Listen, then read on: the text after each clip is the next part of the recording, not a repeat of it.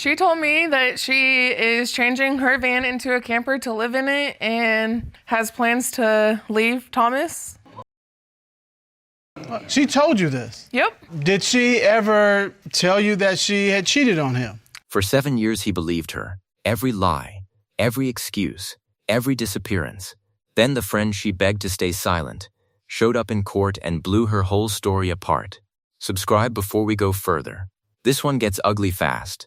You all are dating, you've been together for 7 years, and I noticed from the court papers that Ms. Powell, you're 18 years older than Mr. Van Gel. But Mr. Van Gel, you're concerned. This relationship is on rocky ground right now, and you're trying to see where it's going, and it depends on what happens here today. Is that right? Yes, Your Honor. 7 years, 18 years of age difference, and one man who still wasn't sure whether the woman sitting next to him was his partner or a stranger wearing her face.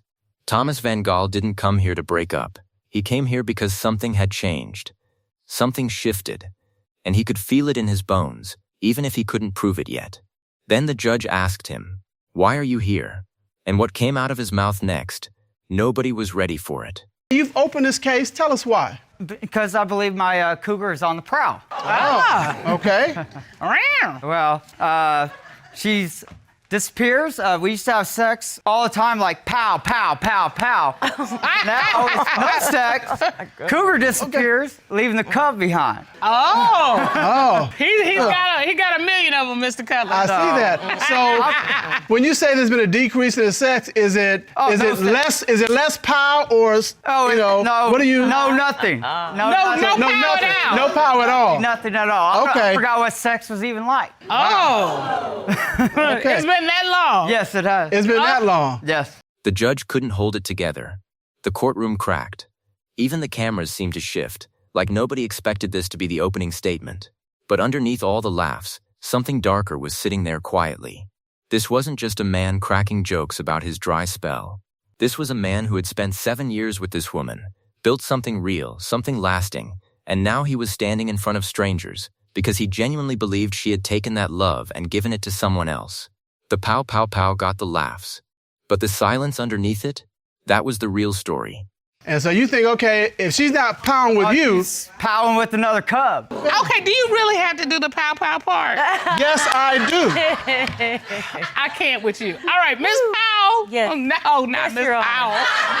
Yeah, Miss Powell. Your Honor.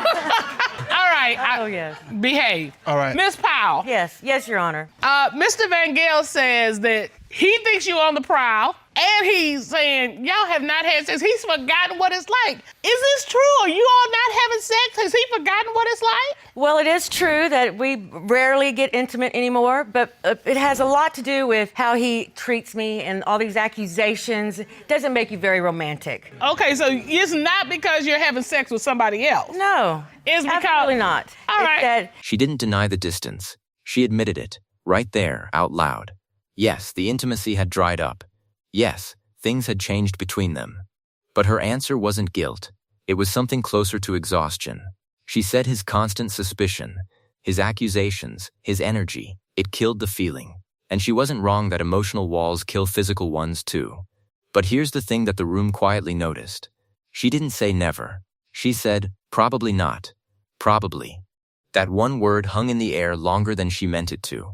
You know, it's a feeling that you have when you feel loved and you want to give it back. When you don't feel it, they're not giving it to you, and it's accusations, unfounded accusations. You don't feel romantic. Well, you know, they say that intimacy starts here. Absolutely. So if your mind ain't right, you can't get your body right. Absolutely. All right, so you're saying it has nothing to do with cheating. It's the relationship that's keeping you from wanting to pow. Yes. She said everything right. Textbook. Almost too clean. Intimacy starts in the mind. If you don't feel safe, you don't open up. If he's accusing her constantly, of course she's pulling away. That's not cheating. That's self-preservation. And yet, the judge nodded. Thomas went quiet. But something in the room didn't fully settle. Because anyone who has ever watched someone lie really well knows that the most dangerous lies aren't the ones that sound fake. They're the ones that sound exactly right. She had given a perfect answer, and Thomas Van Gaal looked like a man who had heard perfect answers before and lived to regret believing them. The real accusations hadn't even started yet. What Thomas was about to say next, the disappearances, the smells, the late-night calls, that was going to make everything look different. She had just given a clean, collected answer. Emotional, reasonable, almost impossible to argue with. But Thomas wasn't done. Because defending your feelings is one thing. Explaining where you were, that's a completely different conversation. Well, Your Honor, I beg to differ. It's when you disappear all hours of day and night and you don't tell your partner where you're at. Okay, that's so what does that look I like? feel Right that. there. I feel that. If I can interject. No, hold on. Hold on, let me here. get some info. You say she disappears. Disappears. What do you mean? The judge stopped him mid-sentence.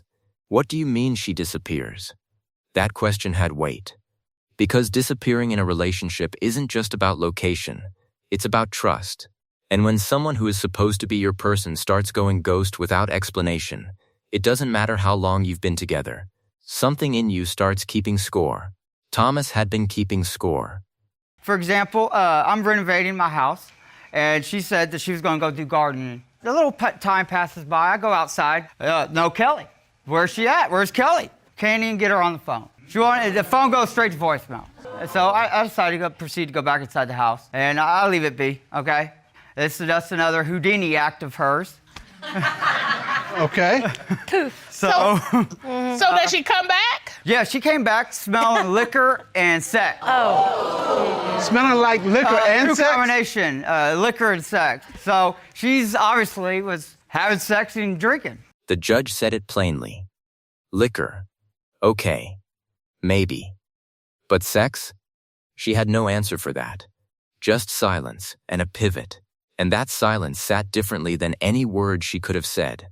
Miss Powell, Yes, Your Honor. where does one go gardening where the result of that is smelling like liquor and sex? Well, I talked to my neighbor across the street. I knew him before I met Chachi. I call him Chachi. Okay. Yeah. And I just spoke with him for a little while. You know, he's our neighbor. Nothing wrong with knowing your neighbors. Oh, that's good. Too friendly. Well, unless it's knowing in the biblical sense, then that's a little different. That would be wrong. And I Knowing would your never neighbor. do that. Well, hold on, So Miss you Powell. say- Let me ask this, because you've given a valid explanation as to why you came back smelling like liquor. What I haven't heard is an explanation of why you came back smelling like sex. A 1:32 a.m. call. A motorcycle accident. A son in the hospital. On paper, that's a mother's worst nightmare.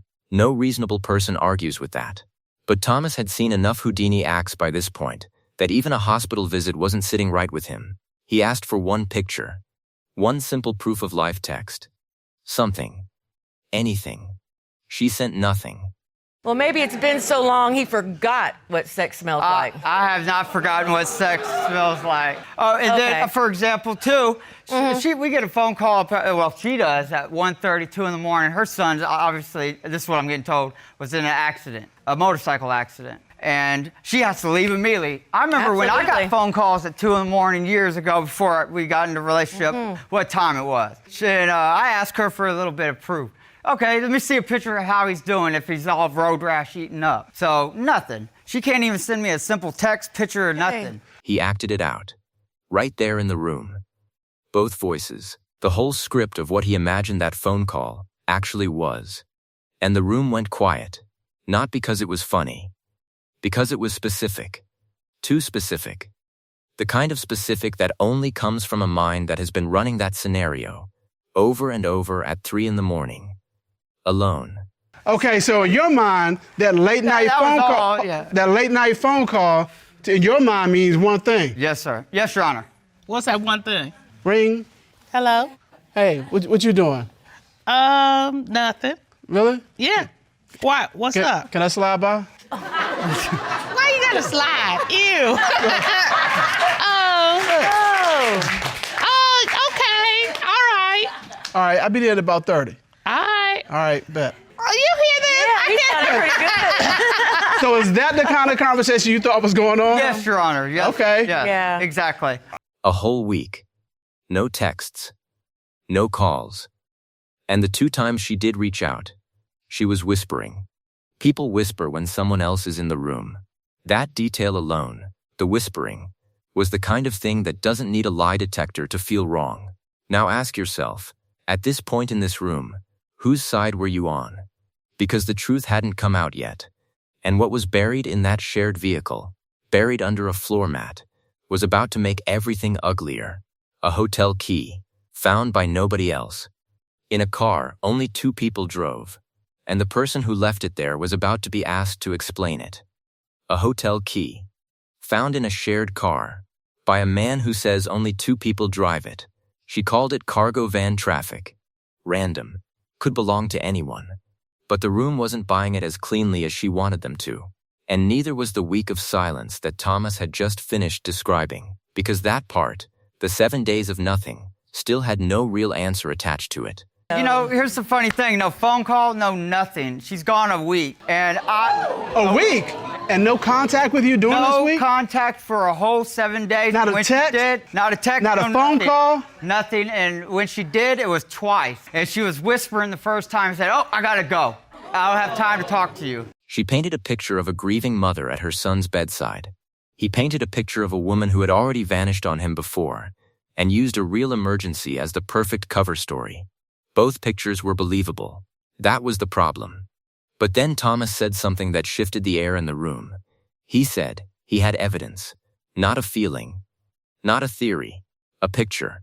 What about the phone now? If she sleeps with the phone, she got 2 different types of locks on. What do you it. mean she sleeps with the phone? I mean, I brought evidence and a picture of. Okay. Sir, would you get that, please? Yes, sir. Here you go. You took a picture of me with my phone? You said she's... Well, Okay, well. Okay. well, So this is her asleep in bed, and in her hand is her cell phone. yes, Your Honor. And it's definitely not me in her hand. So was this a one-time thing? You know, sometimes somebody might fall asleep with their phone. This is a every day, every night thing. All right, Miss Yeah. Powell, is this true? You sleep with the phone? This is true. I do sleep with it, and maybe not so close. Well, maybe. But ever since that happened with my son, and I'm 100 miles away from him, and I needed to be able to get for him to get in touch with me. She confirmed it, phone in hand, every night, 2 different locks on it. She said it was about her son, staying reachable, staying ready. And maybe it was, but the 2 locks detail, that one wasn't about her son. Nobody double locks their phone for emergency calls from family. That detail belonged to a different kind of secret. Let me get this straight. From your perspective, you're there caring for your son. Mr. Van Gale is calling saying, "What you doing? Who you doing? Yeah, What you doing? What you doing?" You're like, "I'm not. I don't want to do this. I've got to get all my Concentrate energy on my this." son, yes. Mr. Van Gale, were you calling saying, "What are you doing? What are you doing?" Were you texting her saying that No, too? no, Your Honor. I went to work every day of that Under week, oath. continued my routine. I was just simply trying to find out if her son's okay, and also if she's really where she says she is, because she already pulled the Houdini act. And now I don't even know if she is. She sleeps with her phone, and I have evidence of that too, and I do. everything. Floor mat, shared vehicle, 2 drivers, 1 hotel key. Her answer was that it could have been anybody's, that the van carries loads, people, random things. And technically, she wasn't wrong. Technically, but technically possible, and actually true, have a wide gap between them. And that gap was about to get filled by someone who used to live under the same roof. I think it's embellished. She's embellishing a lot. Not Okay, that way. so Mr. Van Gale, Not she that says way. she says you are embellishing. So we talked about what you've seen and what you found. Has anybody told you they've seen her or anything like that? I have my witness here, actually. All right, Okay, man, would you can step over? take a step behind the podium, please? And tell us your name, please, for the record. Jasmine Mueller. Okay. Ms. Mueller, what is your relationship to Mr. Van Gale and Ms. Powell? He is my boyfriend's oldest brother, and I recently lived with them. Okay, so you were living with Mr. Van Gale and Miss Powell. Correct. Okay, all right. Did you and Miss Powell ever have any discussions about her relationships? Yes. Okay, tell me about that. A witness, someone who had actually been inside that house. Someone who had sat across from Kelly Powell at a kitchen table or a living room couch and heard things that Thomas never did.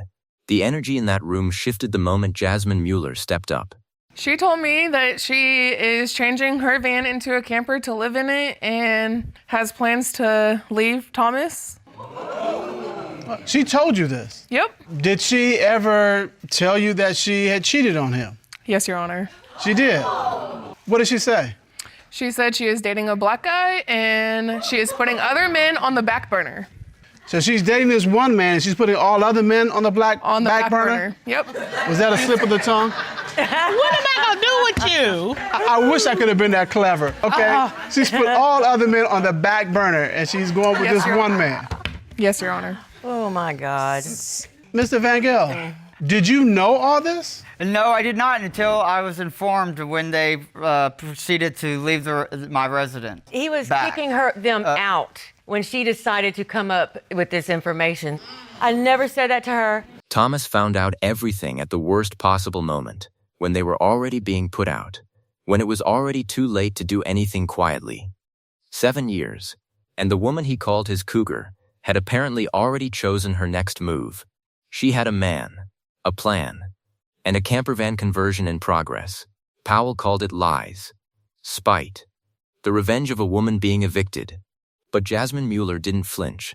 Well, Ms. Mueller, she says you just said that out of spite because you all were being put out. Is that true? No, Your Honor. She begged me not to say anything. But when she turned Honey, against I wouldn't me, beg Hold on, you Miss for anything. Powell. Miss Powell, hold on. when she turned against me and started her crap the way she did, I told him everything that she begged me not to say. Oh.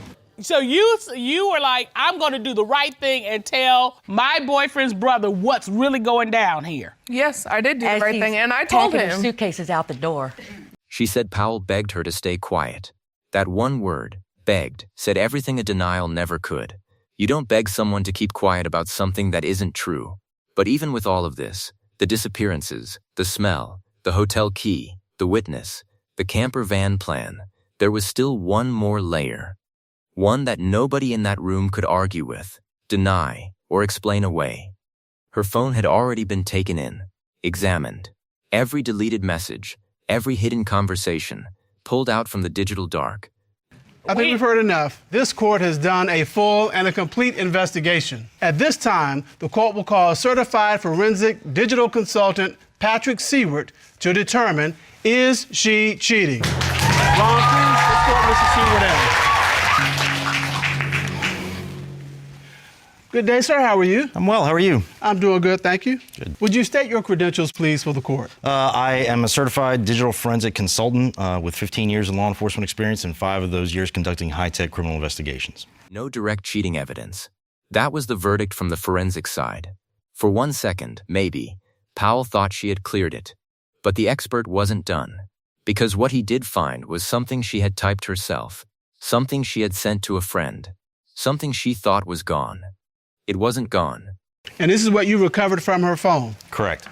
And Ms. Powell writes, I even have taken out the passenger seat, so maybe he will get the hint. I don't even want him to ride with me anywhere. And this was, very recent. very recent. Yes, All right, and you wrote this. I did. I am so tired of, he's not fun to be around anymore. It's the constant bickering. It's, and quite frankly, if he doesn't stop, I don't want him to ride with me. To further investigate this case, we ordered Ms. Powell to take a lie detector test. At this time, the court would like to call certified polygraph examiner Michael Williams. She confirmed she wrote it. She owned it. And in doing so, she handed the room a new picture of herself, not the wrongly accused partner, not the grieving mother, but a woman who had already, quietly, in her own words, started erasing Thomas Van Gaal from her life, one seat at a time. And now the lie detector was walking through the door. The real answers were 60 seconds away.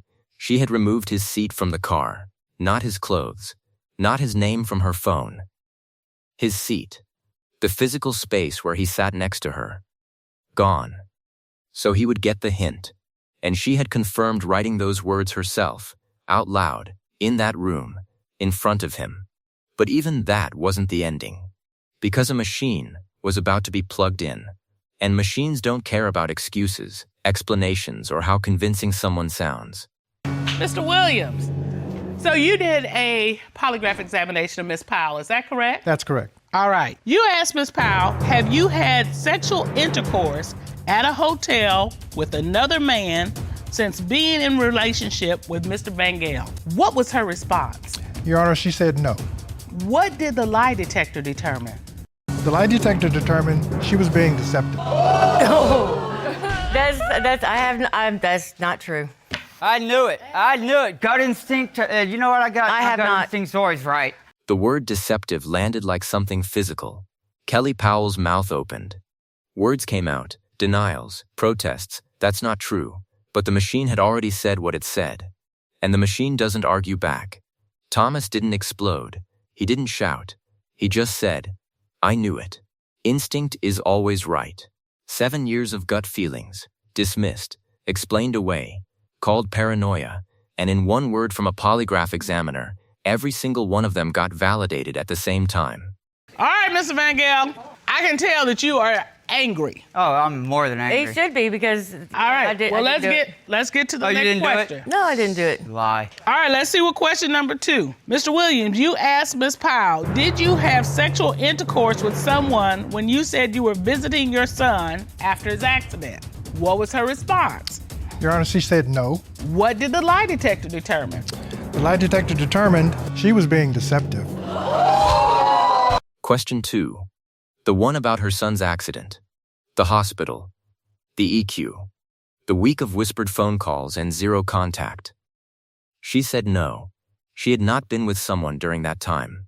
I knew it. I don't see how it's so easy for you to stand there and still continue to lie. You don't have enough respect for me to tell me to my face? Mr. Van Gale, you came here to get answers, and now you have those answers. The polygraph determined that she has been with somebody else. So now that you have those answers, what do you want to do with this relationship? I'm done. I'm glad to hear you say that. Deceptive. I don't see how it's so easy for you to stand there and still continue to lie. That line. That one line carried the weight of every sleepless night, every voicemail she never answered, every moment he stood outside calling her name and got nothing back. 7 years condensed into one sentence spoken in a room full of strangers. And her response? Silence. Still no confession. Still holding the wall up even when the wall had already fallen. Thomas said 2 words, I'm done. Not screaming, not breaking down, just done. The quietest kind of devastated. Mr. Van Gale, I mean, you shouldn't feel any remorse or regret. Yes, you're sad that this relationship is coming to an end because you've been together for all these years. But here's the thing. There is no use holding on to somebody who's already let go of you. Amen. See, that doesn't make sense. And so, yes, it hurts. Yes, it's a hard pill to swallow. The accusations are not going to stop because you can't trust her now. No. And if you can't trust her, this relationship is not going anywhere. There is no use holding on to somebody who's already let go of you. That sentence wasn't just for Thomas. That sentence was for every single person watching who has ever stayed somewhere longer than they should have. Because leaving felt like giving up, when really, the other person had already been gone for a long time. Kelly Powell had removed his seat. She had a new man. She had a camper van plan. She had already written the ending. She just hadn't told Thomas yet. He found out in the worst way. In a room. On camera. In front of people he didn't know. But he also found out for certain, and sometimes certain, even when it breaks you, is the kindest thing the truth can do. Here's what stays with you after all of this. She didn't confess. Not once. Even after the polygraph said deceptive twice, she kept denying. Which means one of 2 things. Either she genuinely believed she could still talk her way out of it, or she had been living this double life for so long that denial had become her natural language. So tell me, which one do you think it was? Was this a woman who got caught? Or a woman who never actually thought she could be caught? Drop your answer below. And if this kind of raw, unfiltered, real-life story is what you came here for, you already know what to do.